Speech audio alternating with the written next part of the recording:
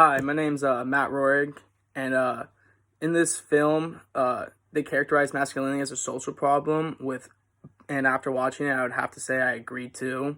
And at the beginning of this film, they laid out a bunch of numerical data from murder, assault, domestic violence, dating violence, child sexual abuse, and 99% of men commit convicted rape. They use all of these points to show that there is a problem with men being violent and how it's almost normalized and okay. And I think that he did a good job of providing evidence, such as interviews with high school students, going through media throughout history and finding evidence, not only just looking at the numerical data, but building off of it and going somewhere with that.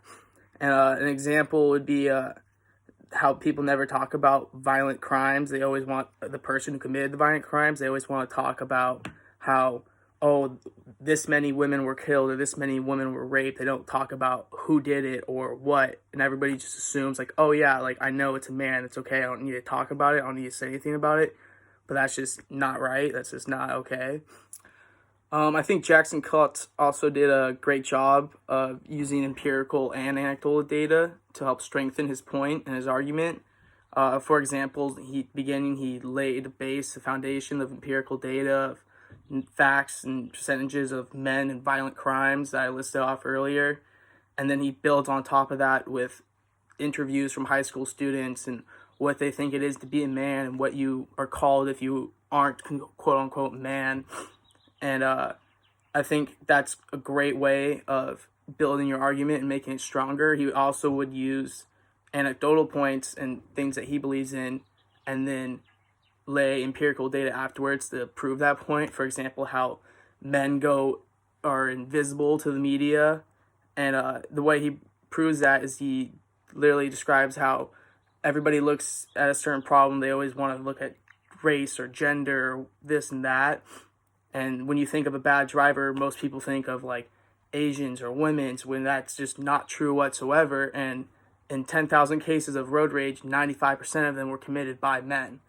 So he does a great job of showing how there's this false view of men and what we are, and that it's not really a healthy way for society to run, for us to view men and how we're supposed to be. It leads to more domestic violence, and 1 out of 4 men will abuse their partner, and that's crazy to me, that number, that 25% of men would abuse their partner.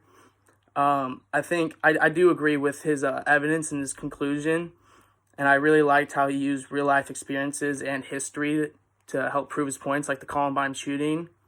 And I also feel like, since this was made almost 21 years ago, that we have come a long way. And especially that main point I want to bring up is athletes today, is that we're supposed to view athletes as like this big macho thing, but today I don't feel like that's how they're viewed. I feel like they're more viewed as a human being.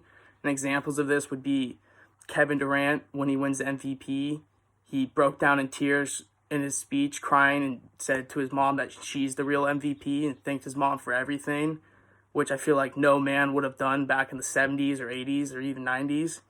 Or how LeBron James, when he won his championship, broke down in tears. I feel like we've definitely come a long way, but we still have a long way to go too as well.